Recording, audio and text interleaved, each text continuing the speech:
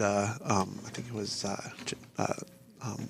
Julia Donnelly pulled me aside and went, Oh boy. it wasn't a troublemaker. So I don't have any recollection of you bringing a date. I mean, I would have judged. yeah. Had he known. This is the thing about hosting that party and any party is I feel like I have 30-second snippet conversations with a shit ton of people and then people for weeks will be like, that was such a great party. I talked to so-and-so so long. I'm like, they were there?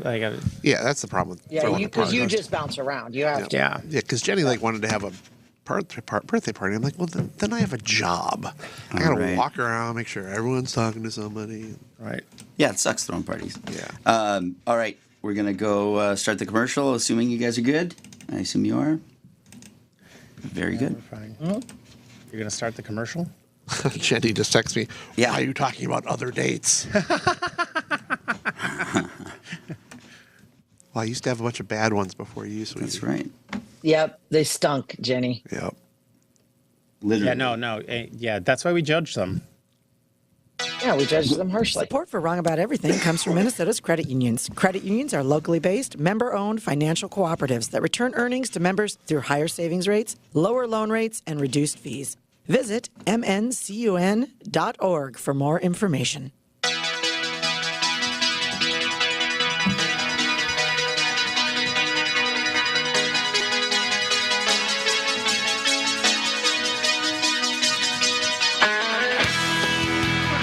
Welcome back to another episode of Wrong About Everything. I am Democratic strategist and the Puerto Rican heat, Javier Murillo. I am GOP strategist and still eligible to be on the ballot in Colorado, Brian McDaniel. And I am coming at you remotely from the Iron Range, Amy Koch. And we are Wrong about everything. Wrong about everything. Woo. All right. Quite the week. I thought it was going to be a slow week. It was supposed to be a slow week. It's almost Christmas. Kind of was until yesterday. Yeah, no, literally last night. Yeah. The run sheet had almost nothing on it until last night. It's been the longest week. I feel like every day. Yesterday I was like, is it Friday? Yeah, it felt so only long. Wednesday. Yeah. Every day Felt this week, more of my coworkers have dropped off.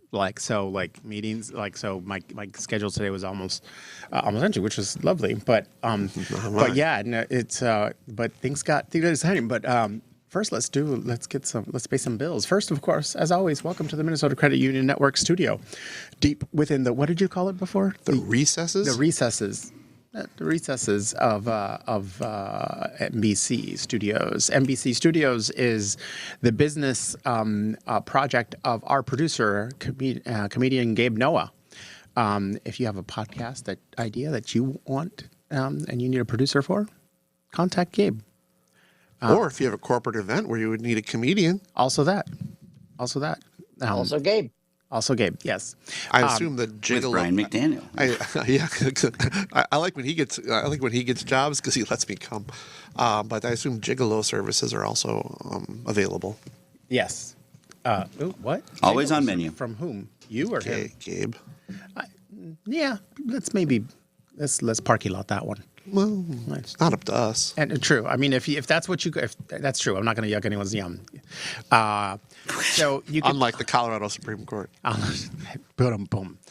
Also, thank you as always to Honey Hive Digital, the folks who make our website, and as always, if you have a legal case, something to deal with, if you might have committed or have been accused of committing a crime, as long as you're not a snitch, here's what you need to do.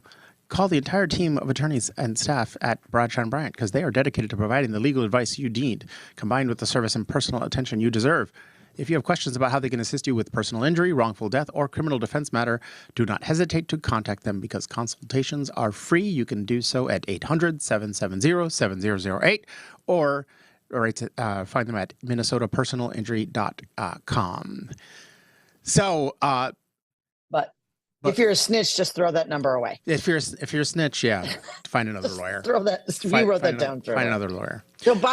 So I'm in Nashwauk. And there's snow here, folks. Really? There's some snow. Not a lot. Not snowmobile or ski weather, but there is snow and ice. How far north are you? How far north is Nashua? It's about 3.5 hours. It's like Grand Rapids, that where it's a smaller town, and there's a mining project I've been working on for over a year, which Misabi Metallics. But big news this week is that Nippon Steel, which is a Japanese company, put an offer in. U.S. Steel was for sale, and they were picked to buy U.S. Steel. So that's been big news in the mining world. I mean, obviously for the range and for all of Minnesota, mining is a really, really important industry. But what that's going to mean for the range is a really big deal. U.S. Steel has lots of facilities here, and $15 billion was the offer that was made. So the Japanese company Nippon is buying U.S. Steel, which is really something to think about. Yeah. So this company is not owned by U.S. Steel, and we're going to make green steel up here. So it's a whole different project that's exciting. But that's what I'm doing here. Cool. Well, I love the range. The big news overnight, as we were alluding to, is that last night the Colorado Supreme Court. So we talked about this because there's a similar case brought in the Minnesota Supreme Court to bump Trump off the ballot based on a reading of the 14th Amendment of the Constitution. And the Colorado Supreme Court last night decided that Trump was ineligible to be on the ballot and is likely will be appealed straight to the Supreme Court. Do you? Was it overturn? Do we remember why it didn't happen in Minnesota? It wasn't exactly that they said it didn't have merit. I think they said it wasn't, the timing wasn't right on it, right? There was something kind of technical. I mean, it didn't prevail. They but said why? they said that the primary is a party process, that what they have control over is who's on the general ballot. I believe that was the reasoning there, and I think and others have. So the thing that's interesting about this, I think that the legal case that conservative jurists made, seems actually historically pretty rock solid. Yeah. I think what the Supreme Court will do, it'll be interesting because I think what the Supreme Court will do will be what the conservatives generally refuse to do, which is actually take contemporary history into account to come to a different conclusion. But the whole point of the 14th Amendment, and one of the things that people will say is that he's not been found guilty of being in a court of law as of yet. But one of the cases they make is that it was explicitly written as to be self-executing in the aftermath of the Civil War, because out of a fear that in the southern states, that there were so many people who had rebelled against the open rebellion, right? Mm-hmm. That to immediately disqualify people, and so right, because were people prosecuted after the Civil War? No, there was a blanket. Of course not, there was a right? blanket pardon. There was a blanket pardon. Right. So then, yeah. Right. So there was a blanket. Concern, right? So they weren't. So you wouldn't have you wouldn't have any judgments saying anyone was an insurrectionist. So it was a way to keeping people off. So Jefferson Davis could run for president of the United States. Right. Sorry. So so it's fascinating. Kind of what's going to happen here. The thing about it, I really think it. I saw someone describe it as heads Trump wins, tails the country loses, because in some ways I think this is I think both that this is legally sound reasoning. I do not think the Supreme Court will appoint themselves. I think they'll try to find some way of skirting it. I don't think there'll be a majority for this. I can't imagine it. But also, I just think this is not the way we're going to defeat Trump.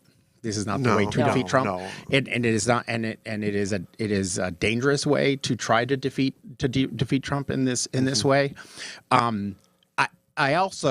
It also though depends. Saying that, I think we all have to accept that what we're saying is that we don't believe in the Constitution as it is written in this particular case. Arguably, I'm actually very happy to hear you say that, because I think that's a very, very reasonable way to look at this as far as what precedent this sets and what it can mean for the next person, the next person, the next person. The lower court in Colorado, held in favor of Trump, and what they said by their reading of it, and I have it up in front of me. I'll read it so that people have all the information. Is that the the 14th Amendment, Section 3 that they used was not ever intended to apply to the president. And I will read that to you.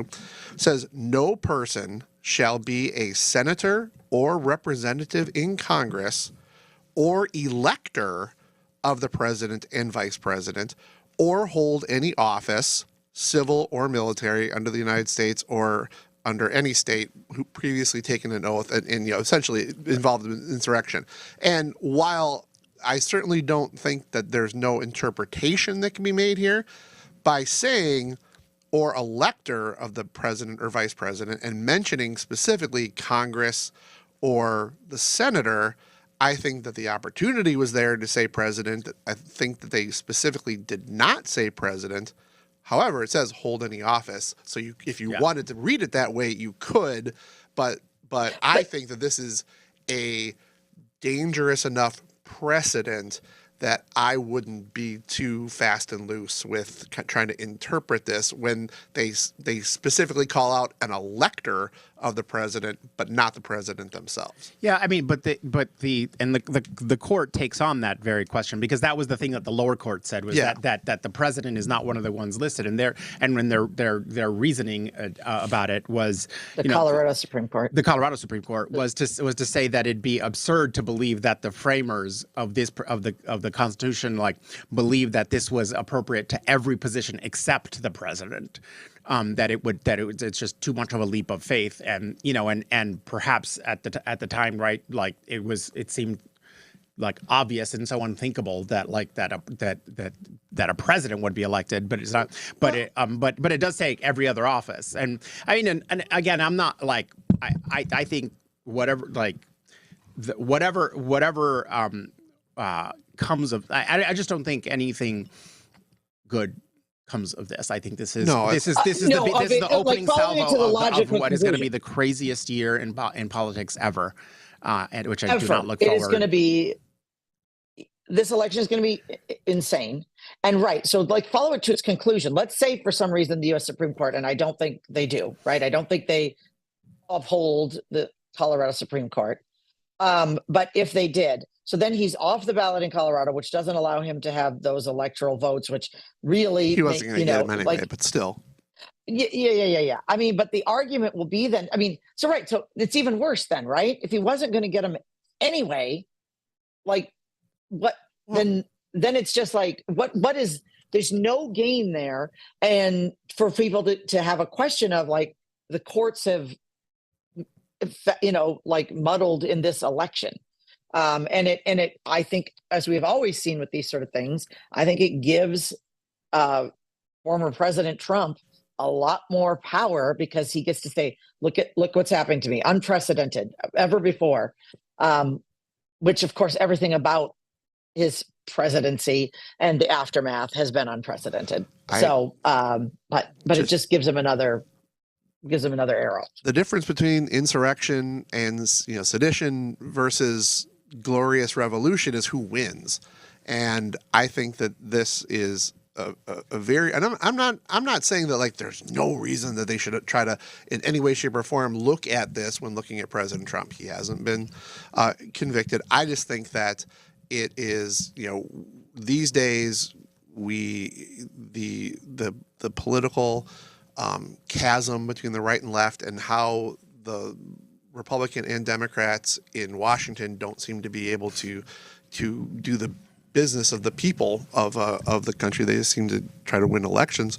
I just think that this is a very dangerous thing. I am somebody, people have run for president from jail before. It's different than insurrection, obviously. I'm not saying it's not different. And I don't believe in term limits. I think that people should be allowed to vote for terrible candidates if that's what they want. I just feel very sad that Republicans are fighting so hard to have Donald Trump be their nominee when they have way better people with a way better chance of winning. With all that being said, the poll numbers continue to be so horrible for Biden that I can see why the Democrats kind of aren't going to leave any stone not overturned, because the polls are shockingly bad for Joe Biden. So that's interesting. Speaking about polls, though, too, right? So they are bad for Biden, but there's also a Republican primary poll that came out this week, CBS, that had a big swing in Nikki Haley's direction. Was that for Did you guys was see that this? was that the New Hampshire poll? That was New Hampshire poll. Yeah, I saw the New Hampshire Yeah. poll where she was up to 30%. Yep, she's up to 30. He's at 44. And like Chris Christie has like 13%. I mean, so there are some interesting races to watch. I still, if I'm a betting woman, I still put my money that Trump is our nominee. But there are some things going on in the polling that bears watching. Certainly, it just adds to the circus. And Iowa will certainly go for Trump. DeSantis is his closest competitor, and he's not very close.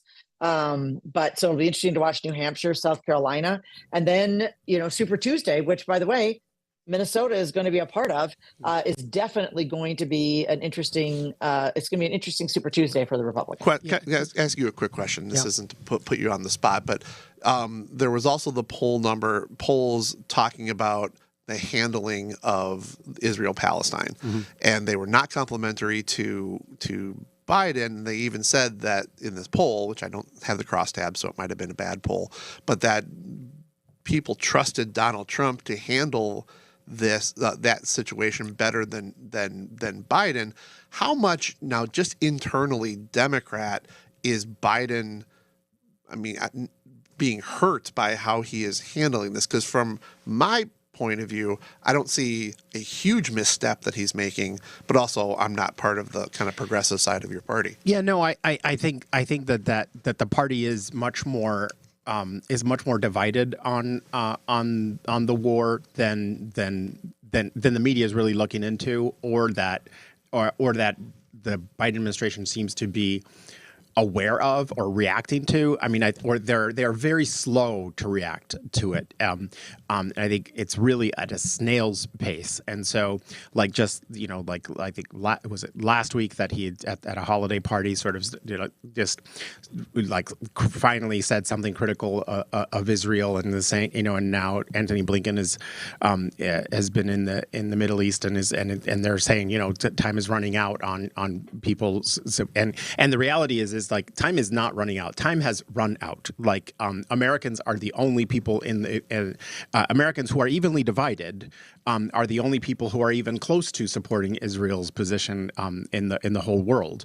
And so I do think that is hurt by that. But I think in terms of so Amy, I just wanted to talk a little bit more about Republican polls, because there's one in the Des Moines Register was asking folks that it would be interesting to see national polling on this.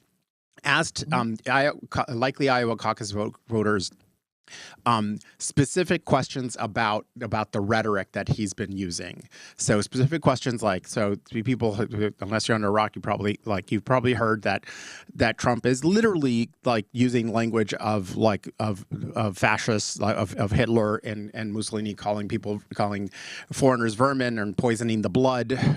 Saying that immigrants are that wasn't great. And the impact that it has on these voters is that it makes them more likely to support him. I think that Rachel Maddow made this point this last week. The reason that language is used is because it works. It works with some people. It works with enough people for fascists to rise to power. And this is not. I mean, he has said things, he's criticized for it, and then he comes out and he says more, and he says it again, he says it more.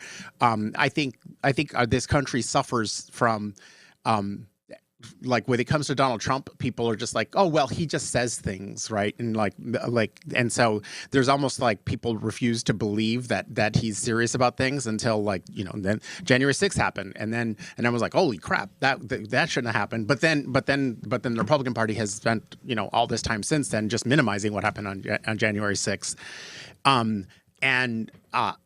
This is the stuff when I look at these numbers and what's going on in the Colorado Supreme Court and what's going where I just am said this over I think I expect 2024 to be many 9/11s experienced throughout the year, and I mean in terms of like just cataclysmic events that feel like holy shit, the world has changed. I think that's going to happen many times. I don't know what if that means specifically violence or what it is, but we are headed for a shitstorm. A book that I think gives an interesting perspective on what exactly you're talking about it's an Eric Larson book called In the Garden of Beasts. And what it is it's nonfiction. It's real, but what it is it follows the family and the ambassador himself to Germany from America prior to World War II. So he was the American ambassador to Germany as Hitler was rising to power, and I stop very, very, very short of some of the hyperbolic talk about Trump and Nazism and fascism and all that stuff. However, reading this book, the things that the people would say about Hitler, because like Hitler was, kind of, looked upon as a goofy guy, and he doesn't really mean it, and he's not really going to do that stuff, and don't worry, he's not in charge of anything. As I read it, there were a couple of moments where it's like, I'm not saying that I'm definitely not saying that Trump is Hitler, but the verbiage being used by people to defend Trump was similar to the verbiage being used at that time to defend Hitler. And it's something that people just really need to be mindful of. We owe Donald Trump exactly nothing. Nothing. You can like him. You can say he was a great president for 4 years, and you can say it's time to move on. We do not owe him a shot at redemption. He does not care about us. We do not have to do this for him. We do not have to put our values and our best interests as a Republican Party and as the nation. We do not have to put them aside to give him this opportunity. We can thank him. You can do whatever you want, but we are turning a blind eye to too much that makes him an undesirable candidate and not our best shot to win the presidency. And it needs to frickin' end. Right. Well, there's a moral and there's a political imperative here. There's a historic imperative that Republicans should be, aware of. That there are things that are right and there are things that are wrong. And I don't think that there's any debate that this kind of rhetoric is just wrong. And if you're worried about politics, and let's just go back to raw politics with the polls. The polls also show that there are a number of candidates, Republican candidates, on the ballot that would defeat Joe Biden.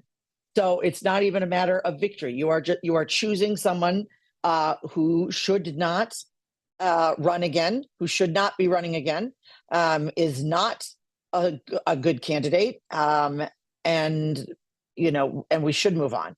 And that's I don't understand why that's still sort of something that Republicans are debating, and it's continually disappointing. Most people that are cheering at his rally, they don't know that this rhetoric, where it comes from.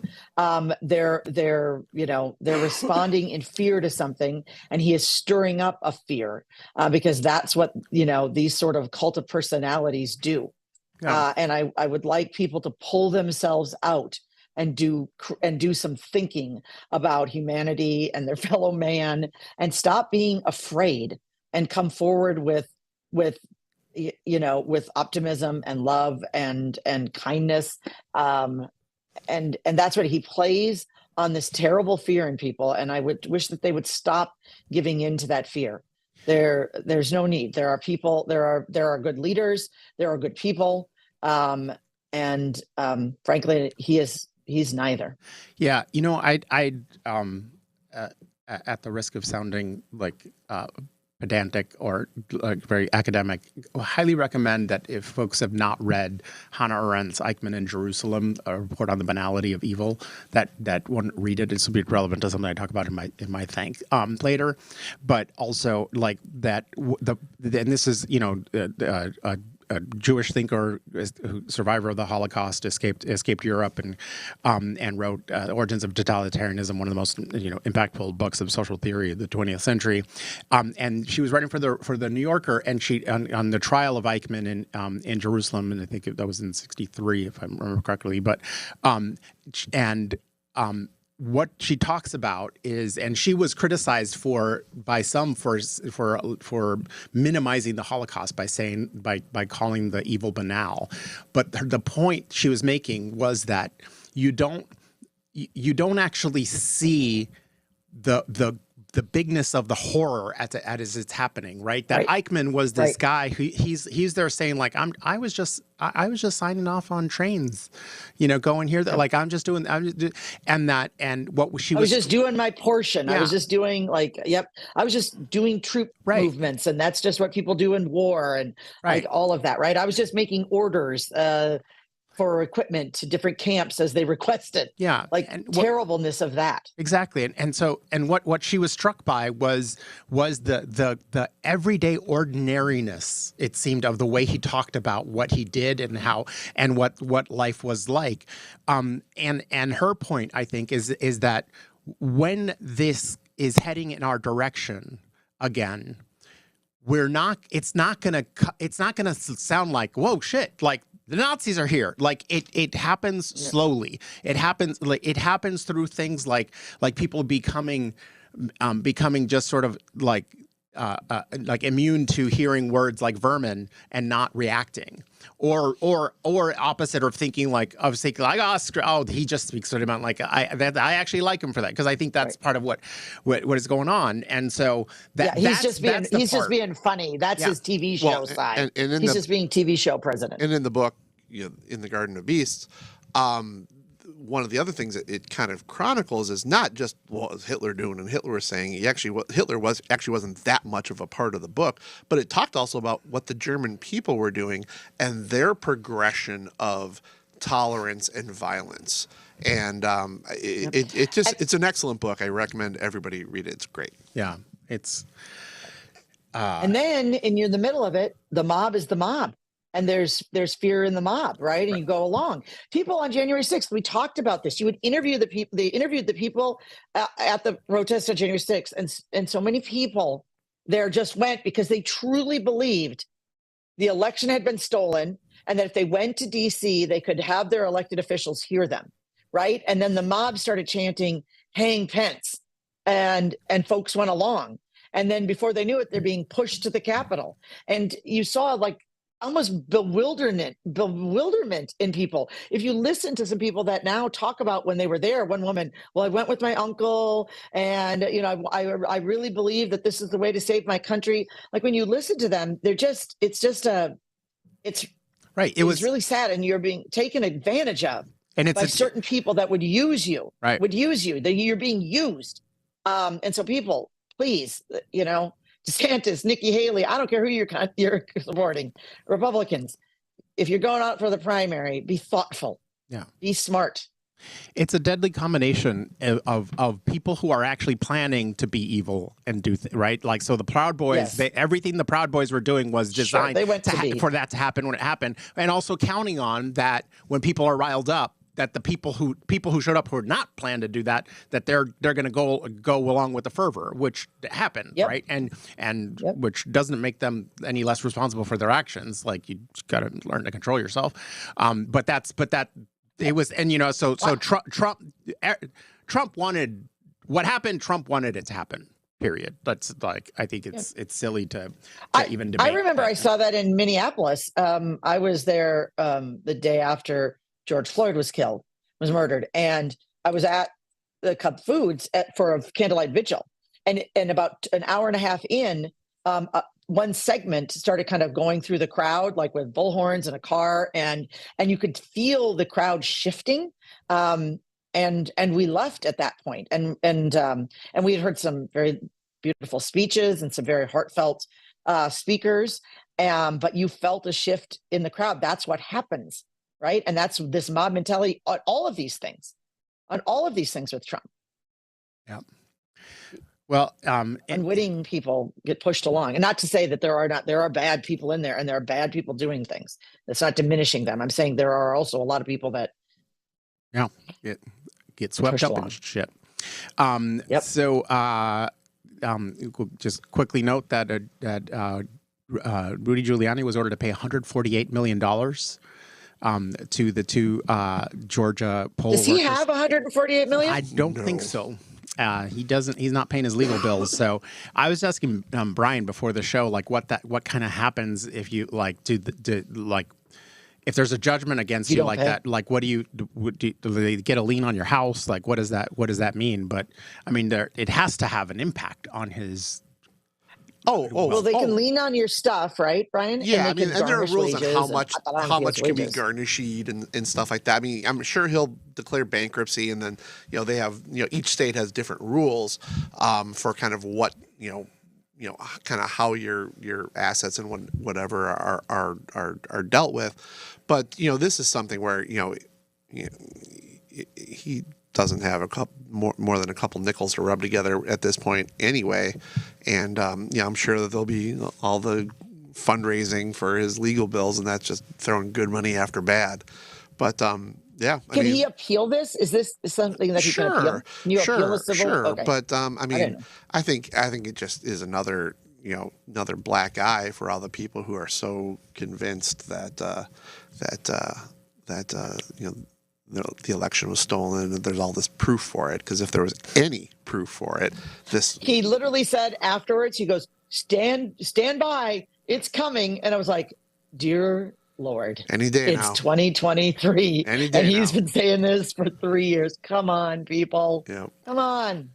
Well, this week, for some lighter news, or certainly some different news, we learned that that sometimes things do get finished at the Senate. Woo!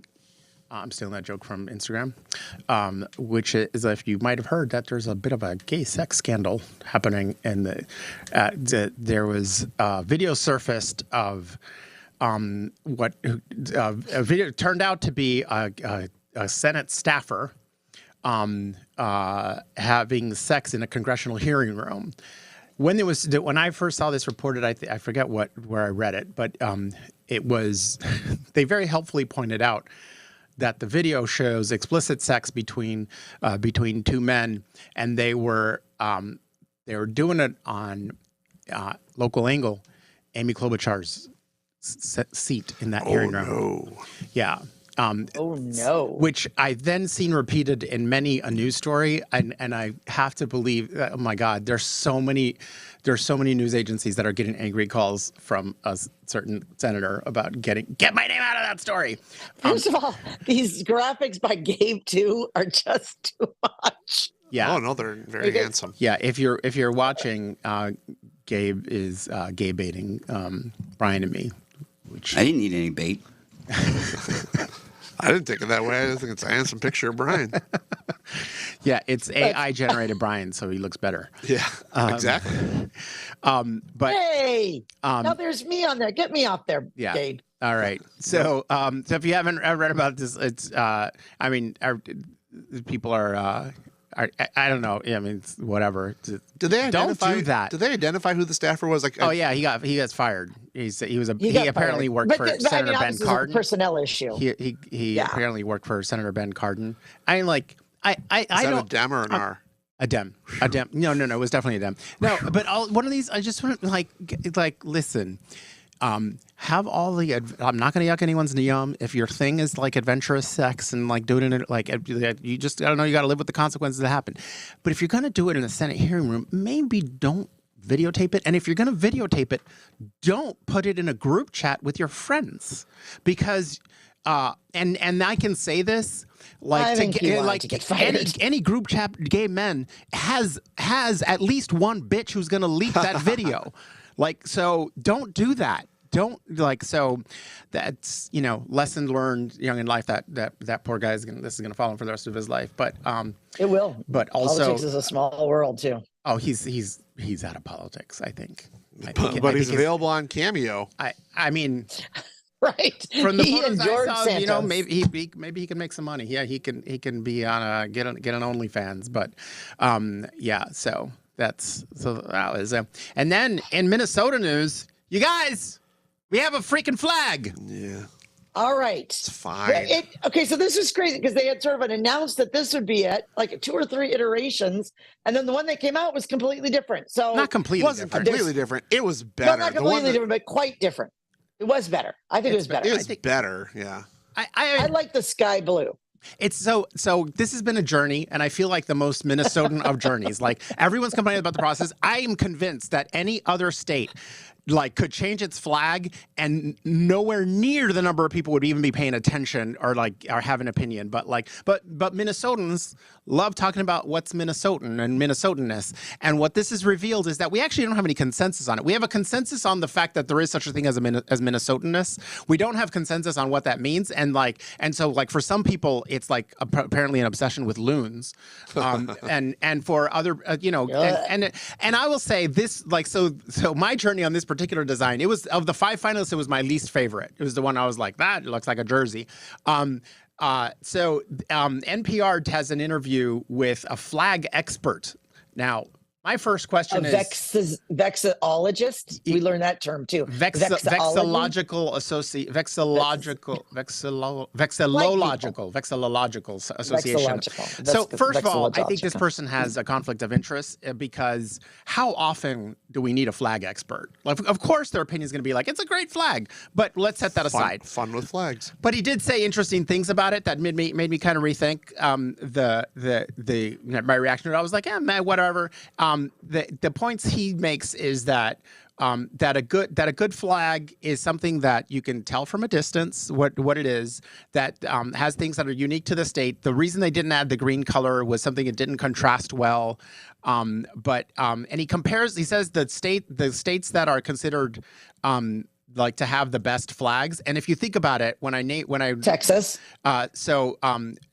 Texas, Colorado, Washington, D.C., South Carolina, New Mexico, Texas, Arizona, Colorado, Alaska, Washington, D.C. Some of these I looked up, and some of these I remember already. Like the New Mexico flag, I know exactly what it looks like. I've seen it probably in person a few times. But Colorado, Colorado, I think and they all have, and Arizona's flag as well. They all have a very simple design that a child could replicate, but that has a symbol in it that's recognizably Minnesotan. I honestly think that I stick by my first prediction. By the state fair, everyone's gonna be wearing this fucking thing, especially the people whining about it.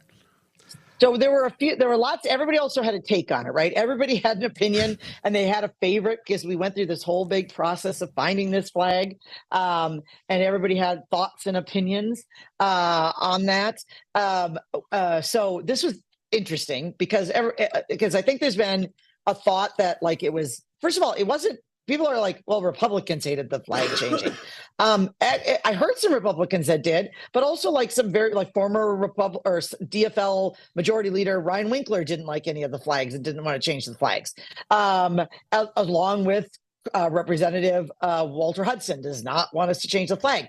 But this was I read Jeremy Munson. So Jeremy Munson, a former state rep, one of the new Republican caucus, and he made a point. He's like, all right, people one are of the not more going to like far me. right people. Yes. For those of you who don't Far-right. remember, New Republican Caucus was the 4 horsemen of the apocalypse. They left the Republican caucus because it was too. So here's what he said, and this full of was cups. interesting because if you remember, he's so far right that he was allow counties on a county by county basis to vote themselves out of Minnesota. Oh, that was and that guy. as That's a right. member of South Dakota. That guy, right? Yeah. So he said in that process, with his bill that would allow people to secede to South Dakota, which he got Minnesota flags, and he also was going to get some South Dakota flags to sort of make the point. but he said that the flags, because so many flags are blue with like a white emblem on them, they were so similar, like it didn't really make the point because you could hardly tell the difference between the two of them. And that he really is glad that Minnesota has a more distinctive flag, and he thinks it's a good one. Yeah. So that's interesting, which I think is right? Like if you think about, there's a whole bunch of like not memorable state flags that have all the same blue background, white logo. So I thought that was interesting. Yeah. It does stand out more. And I think the nod to Minnesota, the shape of the state of Minnesota is a cool thing. Like And there's a star for the North Star State. And It's there you go. it's growing It's on me. It's better than the last Yeah. one. It kind of looks like a beach right there, like the water You know what? is coming You in know, on think the- about this. It's gonna make a really good Superior. tracksuit. Imagine that as a tracksuit. It's gonna make a really good tracksuit. I've moved from not Tea on caring, something. and not liking the flag to not caring and I'm fine with it. Just Yeah, move I mean, on. yesterday when I first saw it, I was like, ugh. Then I thought, who cares? And then I read this thing, and I'm like, I'm actually sold on it. And the more I look at it, I'm like, I'll buy a tracksuit. Sure, fine. and for the people who are saying that it's the flag of Somalia, can we just stop? Just stop. They're not trying to trick us. I mean, this doesn't make them the captain now just because they tricked us into having part of their flag. So let's just move on and just stop fighting about everything. I mean, that's even more than not fight. I mean, there's should have a gotten a ridiculous racist Vexasol people logic. looking for a reason. I mean, like this was not done in secret. Like this wasn't like you may not like the end result or even the process, but the process was public as public as it could be. So whatever. People just like looking for it. Some But might that was say too public. well, Yeah. I just see, but again, this is so damn Minnesotan because like there's literally like. People like what you just said, Amy, was a perfect encapsulation of how people talked about this. Was like, well, this one's to this. No, it's to that. No, it's like literally every opinion is expressed. I will say that what I've seen more of people saying, I can live with it than I thought, given the vehemence of prior positions. We're But just so ready for it to be done. just here we are. Who cares? Does the 8-point star have any significance? It's the Yes. North Star, I think. It is a North Star? It's a North Star, and it's that design is apparently present on farms in southern Minnesota, but also like on barns. But it is also a Dakota way of drawing a flag, a star apparently. So it's a nod to Dakota heritage and indigenous heritage of the state. Okay, so it's pro-Palestine. Got it. They should have made the star yellow though, because then anyway, but it's fine. Because then what? Well, it wouldn't be Somalia then. Can we be For done? fuck's sake, let it go. I'm Stop solving. trying to please the race. I'm solving problems. You're not. I am. You're not. Nobody asked me. But yeah. All right. I think we can move on to plugs. Do we got any? I got some. Yes, you got some stuff coming up. As always, every Tuesday, Amy and I can be heard on the BS show with Bob Sansevier. But also tonight. So Wednesday night, the 20th, I'm going to be performing at the House of Comedy at the Mall of America, 7:30. It's called, the show is Day Drinking with Mom, which the hosts are very good friends, Wendy Mayberry and Karen Pickering. And I will be joined on stage with Shiloh Blake and, oh my God, no, can't forget the last one. Gabe, who's the other word? Anyway, I'm sorry, I'm forgetting one. But it's a great show, and I would love to have you come on by. And I promise I will not be the worst one, and you will not be embarrassed. I will not embarrass you. Is that because the one you didn't mention is worse No, than actually, you know what? I might be the worst one because it is actually a really good lineup tonight. But I'll still be okay. Yeah, it's all right. Stand up is art, and it's subjective. Maggie Ferris, did you say Maggie her? Ferris, yes, Yeah. thank you. I'm sorry, Maggie. She's better than you. Oh, she's hilarious. Yeah. She's a real comedian, Yeah. unlike me. You guys, it's been a dry season, as you know, so far, and we were forgiving about it last week, but we have a new member of the most exclusive club in town, Benjamin Nemi, and at a good solid rate, I won't say, but I'm just saying he puts the rest of you to shame. Benjamin supports us more than anyone. We really appreciate all of our patrons. Sincerely. Are we going to do on our production? Are we doing a show next week? We can. I mean, I'm here. I'm in town. All right. Okay. All right. Stay tuned. We'll I'll be in Wyoming. but we I should have can- said at the top of the hour. Davis was actually going to be here today, but then had a family emergency and couldn't be there. We missed a couple of weeks. We should probably do one. No, I know we should probably do one. All Even right, if it's just we'll like- confirm later. Even if Sorry. it's just like a We'll novelty. do it Christmas remotely one. again. Yeah, from we'll Nixon Hall. we'll let y'all all know. Well, Christmas will have passed. We'll be between Christmas and New Year's, right? Well, or New Year's. Yeah, We'll the figure- 25th figure is it out. Tuesday. Is that 20? Monday. Monday. Okay, yeah. We'll figure it out. Anyway, we'll figure it out. Stay tuned.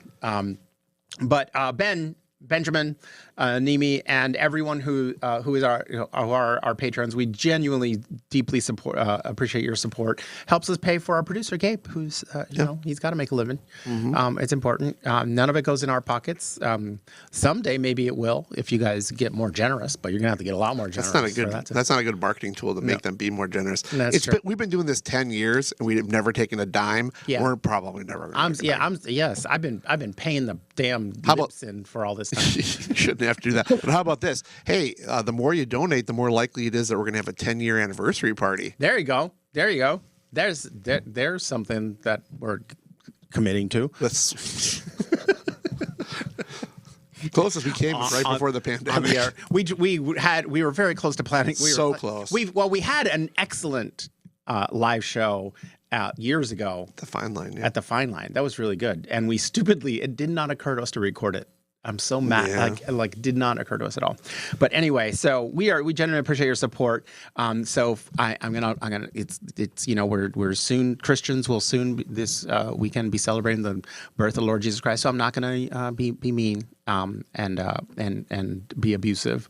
But after Lord Jesus Christ, who grew up in Israel but in 1948 or something. but after Sorry, I'm causing trouble. you're causing. I'll stop. You're making a Christian point about. I'll stop. A Christian nationalist. Well, point, that really a makes sense. Jewish point. But yeah. No, not really. Okay, a little bit. Anyway, we genuinely appreciate your support if you can afford it, and could throw a few bucks our way. It goes a long way, and we genuinely appreciate it because those of you who if you can't afford it, you're not doing it, you're kind of being a dick. And I'm just saying it in a nice voice today, even though it is still calling you a dick. But after the new year, I'm coming after you guys. And now, thanks and spanks. What we got? I can go. My first spank is going to be to former Pittsburgh Steeler running back Rashard Mendenhall, who decided to go full-on racist. He played his college ball at the University of Illinois, so I actually followed him way back when. He won a Super Bowl with the Pittsburgh Steelers, but he also lost a Super Bowl because he fumbled. But what he said was, I'm sick of average white guys commenting on football. Y'all not even good at football.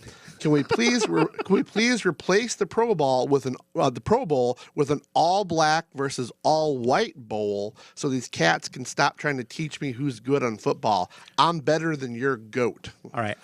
Okay. I don't know football, but where's the lie?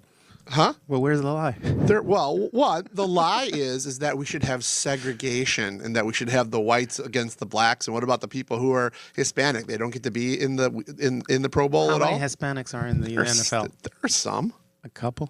Well, but still. Yeah. They should get out. Is that what you think? It's Is hurting it- your brain. Well, yeah.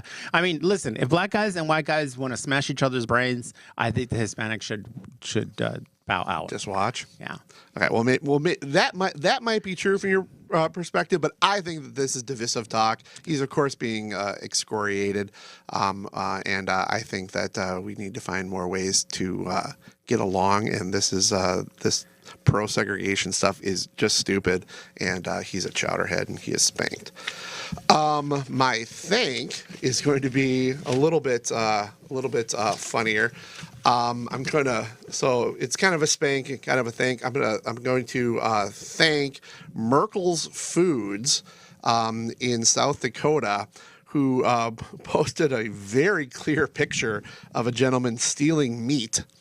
And it was Merkel's Foods would like to wish Hank Martin a very early Christmas.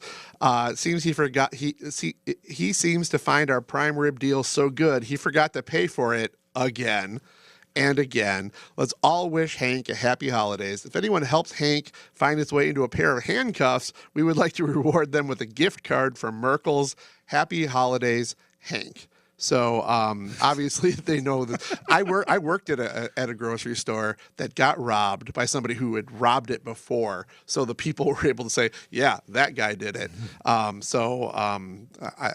think Merkel's are having a little bit of levity. I'm spanking Hank Martin for stealing the food.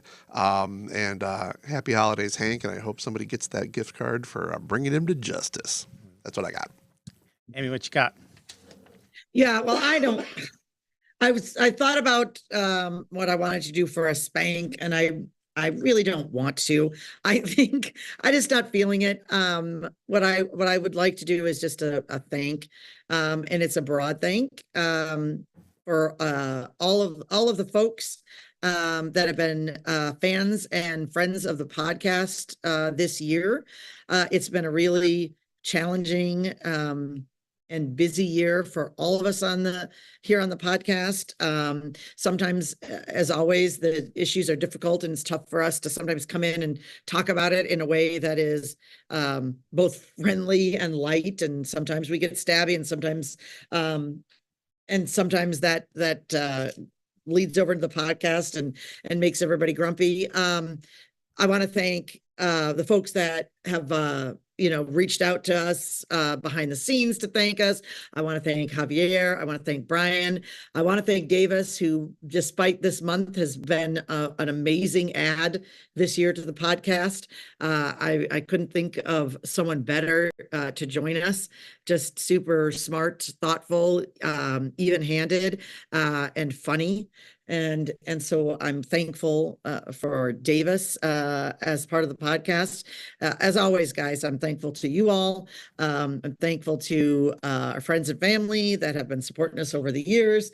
It's just the time of year where I start looking back on my year, and one of the things that I love doing is this podcast, and I'm glad to be able to do it every week or almost every week. Thankful to our sponsors that allow us to do this. Thanks to Gabe for making us sound good and even sometimes look good. And that's it. It's just as we end 2023, which was another busy, crazy year, I'm very grateful for what we get to do here every single week. So thanks. Awesome. So my spank this week, I'll start with the lighter. It's not really lighter, but ironic and funny. So you've all probably heard of Moms for Liberty. They're the group that are all about book bans all over the country and electing crazy Karens. My favorite name for Moms for Liberty is Clan Karenhood, their founder, Bridget Ziegler, is caught in the middle of a sex scandal. What kind of a sex scandal? Well, she and her husband have admitted to having, they say, a consensual threesome with another woman. That woman has accused them both of sexual assault. And she is Governor DeSantis' appointee to that Disney board that he took over, and is on a school board in Florida, in Sarasota County. That county board passed a resolution asking her to step down. She has so far refused to do so. The hypocrisy is thick. This is the woman who's going across the country saying that gay people are a danger to your children, and having books with any mention of gay people banned. But I guess she needs to ban her own bedroom, because it sounds like it's pretty exciting in there. And I'm not going to yuck anyone's yum, but I will yuck the yums of people yucking other people's yums, if you catch my drift. Like, come on. I mean, it's so predictable It's so predictable. Usually, It's almost like a plant. It's almost like she's one of like it's like it's a Yoko Ono's type performance art piece, and some Democrat plotted this all out, but no, it's for real. Bridget Ziegler is a horrible human who is a hypocrite, so just always be mindful of people who are super judgy about your life. They're probably doing the same thing they're judging you for. And my thank is for Masha Gessen. Masha Gessen is a writer for The New Yorker.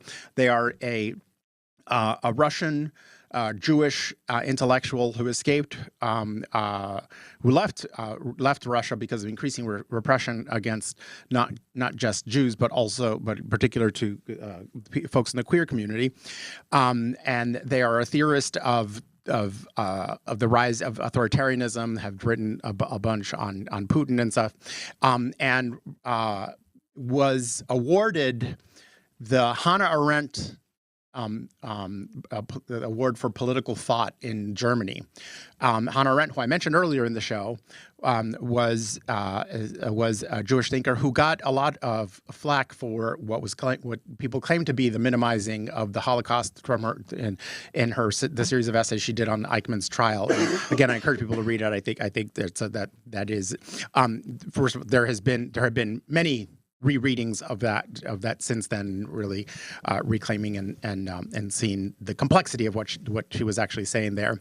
But the irony of Masha Gessen getting this award was that then the award, at first it sounded like it was withdrawn. It wasn't withdrawn, but a foundation that was supporting it withdrew their support because of an essay that Masha Gessen wrote in The New Yorker just recently, where they talked about the importance of comparison, of historical, the reason of comparison. And in I'll just quote that the speech that they gave in accepting, they did accept the award, but it had to be changed venues to a secret location. They start their essay by saying, "I'm going to talk about comparisons. Why do we compare? We compare to learn. This is how we understand the world. A color is a color among many other colors. A shape is a shape only as it is distinct from other shapes. A feeling is a feeling only if you have experienced other feelings. Comparison is the way we know the world." And the reason that they were talking about comparison in this way for this speech is that the thing that became controversial was that in this very long essay that they wrote for the New Yorker, looking at the politics of historical memory, they made an analogy and explicitly said, talked about how, and I'll read the quote, and talking about Gaza, saying that, but as in the Jewish ghettos of occupied Europe, there are no prison guards. Gaza is policed not by the occupiers, but by a local force. They are taking exception to the description of Gaza as an open-air prison, which many human rights advocates have been using for years. They're saying that's not actually the apt historical comparison. And continuing from the quote, presumably the more fitting term ghetto would have drawn fire for comparing the predicament of besieged Gazans to that of ghettoized Jews. It also would have given us the language to describe what is happening now. The ghetto is being liquidated, it's a fascinating piece, but it looks at the ways in which there's an entire industry of kind of anti-Semitism in Germany that is run mostly by non-Jews, and that often attacks Jews, which is what happened in this case, for expressing any criticism of Israel whatsoever. It's the supreme irony of Gessen being almost being awarded the Hannah Arendt Prize, and then it becoming so controversial in Germany of all places is just not lost on me and lots of people around the world. And they are a fantastic, thought-provoking thinker, and I encourage everyone to read both the essays and the speech that they gave in acceptance of the award. And that is it. So with that, so by the I think we'll see you guys next week. Merry Christmas to those who celebrate, and I'll see you guys at my party, right? Yeah, we'll be there. Yeah. Christmas. Oh, Yeah, hey, settle down, Gabe. Sorry. We have a way we finish the show. I don't know if you remember, but with that, I am Democratic strategist and the Puerto Rican heat, Javier Murillo. I am Republican strategist and going to Hank Martin's house for prime rib dinner on Christmas, Brian McDaniel. I am Elf on the Shelf, Amy Koch. And we are Wrong about everything. Take us away, Gabe, now.